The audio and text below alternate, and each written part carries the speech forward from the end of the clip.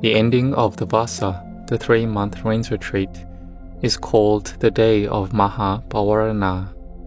Maha means great. Pavarana means invitation of admonishment to each other, asking for forgiveness from each other. This is something the Buddha laid down. Usually on the lunar observance days, the 15th full moon or the 14th or 15th waning moons, the monks will chant the Patimokkha, the 227 precepts, to go over their sila. But on the Pavarana day, there will be the chanting of Maha Pavarana.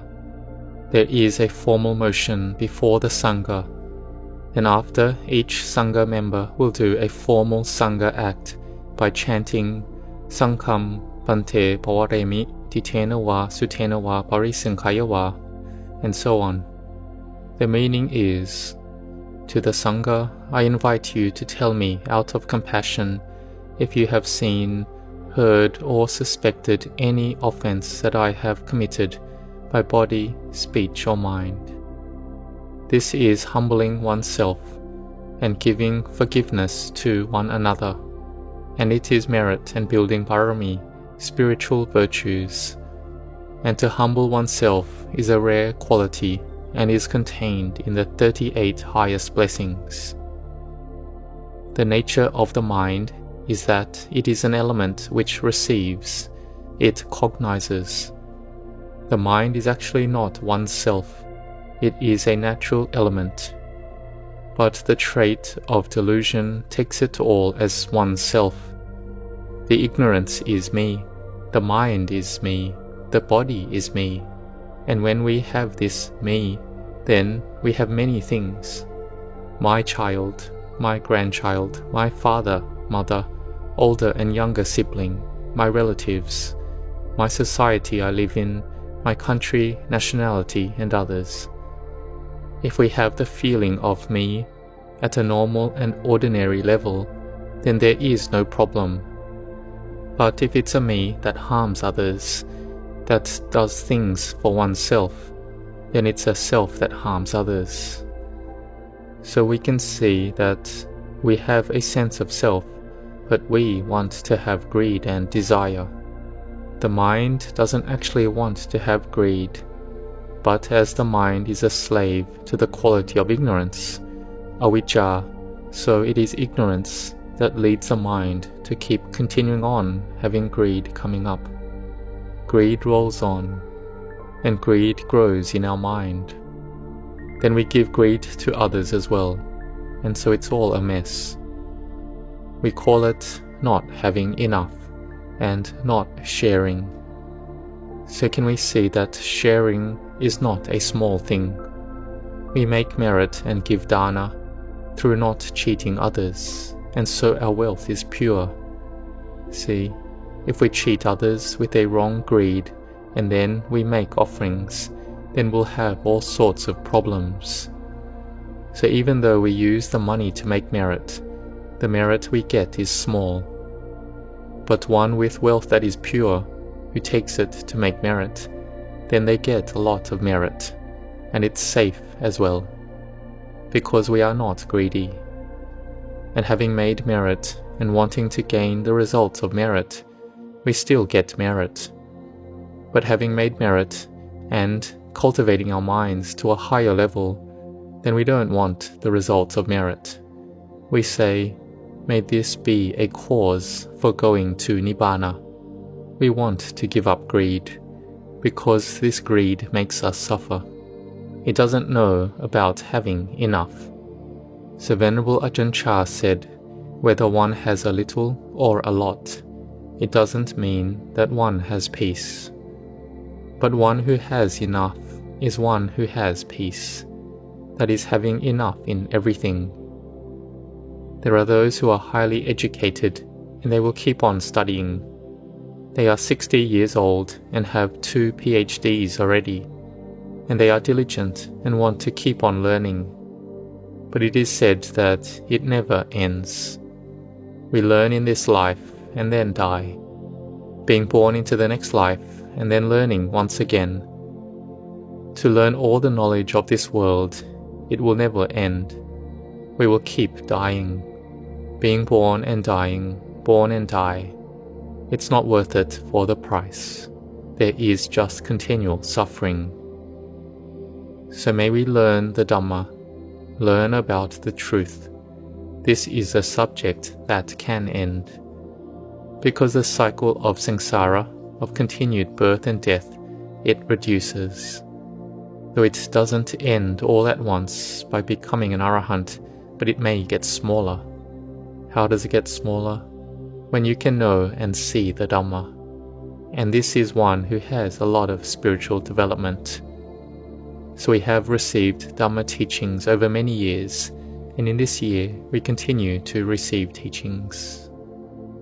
Sometimes we go to the monastery and we experience some things that we are pleased with, and some things that we are not pleased with. There are all sorts of things that come up when us people come together. Even if we stay by ourselves, we are not pleased with ourselves at all. There are troubles within our own heart. Like for Venerable Ajahn Chah, he was troubled with his friends because he thought they didn't practice. So he evaded them and thought he would be better off to be by himself. And being by himself for a while, he thought, actually, one novice monk would be good to have around. Then they could offer this or that to me. Then he said, hey, before you said it's all disturbing, but now that I am by myself, I want a novice around already. So we have sati, mindfulness, to know things in time as they arise. So knowing enough and knowing how to forgive each other, this is something good to the heart. Because our heart gets pleased, it gets displeased. These are worldly conditions. There is what is not pleasing, and so some days we will have anger, have ill will, have hatred, have more confusion.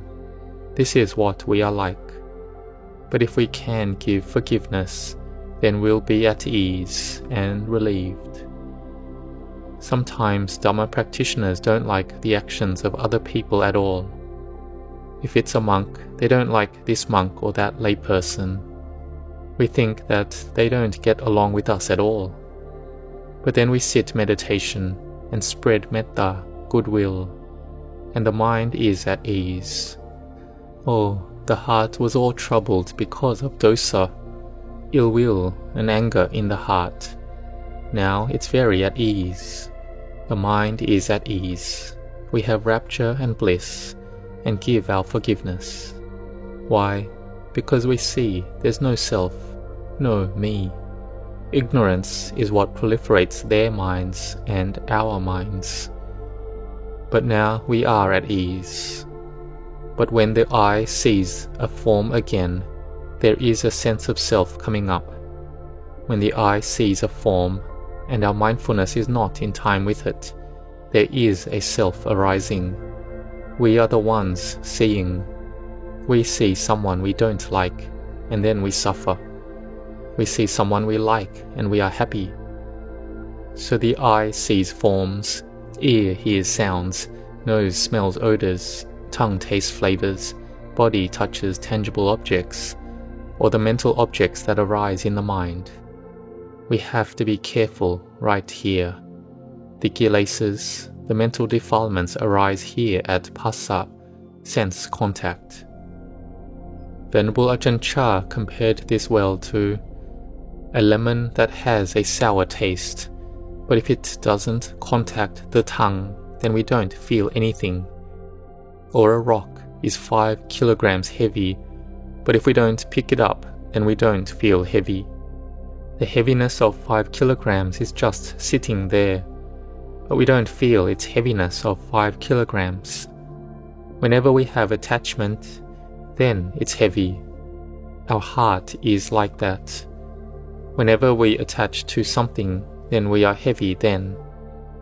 So when we see someone we don't like, then ill will arises. So we continue sitting meditation, and it may take many days to overcome it, until we can win over it. till we can get past the feeling of it, get past the disliking, and then to have metta towards them. It is hard to do. So they taught us to have metta to ourselves first, to forgive ourselves first. Don't put yourself down too much. That's no good. When we act unskillfully and then we punish ourselves too much, then the heart gets lowered. So give forgiveness to yourself, and may you have no ill will towards anyone at all. We are determined that in the life that we have left, with the breath remaining, that we should build a lot of goodness. When the breath ends, then it ends. So we try to build the path that will make the heart go to heaven. It's like we can think that if we die, where will we go? If we die, we want to go to heaven. It's happiness. It's a temporary resting place. Being born as a human for many years is suffering. So we can go to heaven, and the body doesn't have hunger at all, and has happiness. One can rest for a while. But have we built the path to heaven? In our daily life, is our mind at ease, like in a state of heaven? Do we chant? Do we sit meditation? Do we learn Dhamma? Do we help those who are unfortunate? Do we do the causes to make the mind to be as if in heaven in the present moment? King Saka, the head of the Devas, the heavenly beings, in the past had built roads, paths, and built a resting place for others, so the suffering they experience would be reduced. He helped those affected by floods and fires. This is building the path to heaven. It's like there are many people who see others in suffering and in troubles, and they go to help them. This is practicing to build merit and goodness to go to heaven. In reality, heaven is in the heart. We help and we feel at ease. We are inwardly happy and full of heart. We make merit, and then we are happy and joyous. Here, if we have built a lot of good causes, then when the body breaks up, we go according to those causes. If we build causes that make us suffer in the present, then we don't want to be born in hell at all. We don't want to be born as a hungry ghost. But having greed, and the opportunity to be born as a hungry ghost or an animal is easy. But if we have no greed, then we can close that off. We see these 5 moral precepts as having lots of benefits. It can close off our mind to not go to the lower realms. It is the foundation that we will gain the Dhamma, and we will go to heaven, when it's already in the heart. Sometimes we can see Devas. Humans want to see Devas. A Deva is one who is excellent. They have the virtues of Hiri and Ottappa, being afraid of wrongdoing, of bad karma, and so not doing that bad karma, doing it, and it is a bad, unskillful act. If we have lots of greed, we think that one day we will get lots of money, be it a few million or many millions, and we think about it more and more as well. This year it's 10 million, and in 10 years we'll have tens of millions, and we'll have lots of happiness. But we never think that where does that tens of millions come from? It comes from the tears of people, from the sufferings and hardships of people. We never think about that.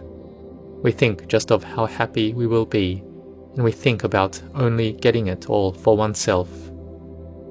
We never think at all about when bad karma gives its results, what will we do?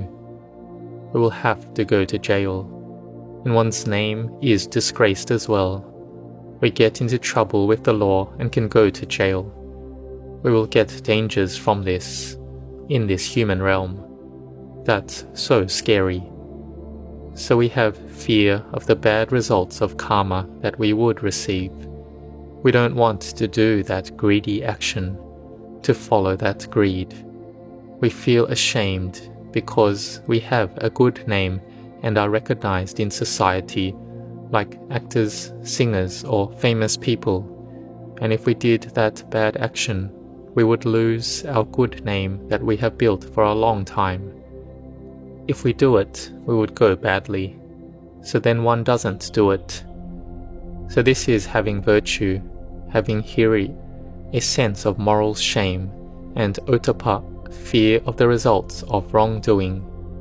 So we don't do that action. And having this restraint, then we can control over the bad actions with our sila. We build goodness, and then we will go to heaven. And I've seen it as well.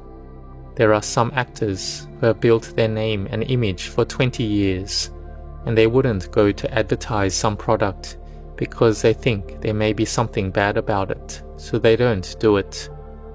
Even if they can get money from it, but they may lose their reputation.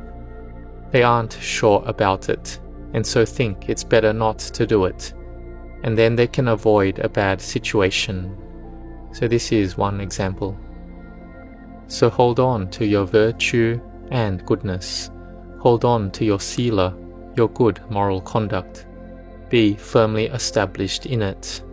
Silena sugating yanti, silena boga sampada, silena nibuting yanti tasama silang visotaye. Sila has great benefits. We will see the Dhamma because of this sila. We will go to heaven. The mind is like this in the present moment and in the future because of this sila. So be determined in keeping the 5 precepts, and those who have strength keep the 8 precepts. So all through the rains retreat you kept the 8 precepts, and then outside of the retreat you will continue to have the 5 and 8 precepts. And be determined to continue your meditation. The monks are determined to continue their meditation. They don't stop, because we can't stop. The greed, hatred, delusion is focusing on us already. They will take control over our hearts. So may you be determined. May you be intent to forgive others, to be free from ill will and grudges. Like we chant the spreading of metta, and our minds will develop and grow more and more, and one day we will be able to see all things as emptiness, and it's amazing. So keep sila, keep meditating, listening to Dhamma, and one day the mind gathers together, and oh, in this world there is nothing at all. All the wealth, goods, things, they are anatta, not self. Why would we attach and cling to anything as me or mine? We can't attach to it. When we can't attach to it, we must let go. Letting go, it's empty. It belongs to the world. Then the heart goes to freedom, which we call Nibbana. May you set your hearts on this. May you grow in blessings.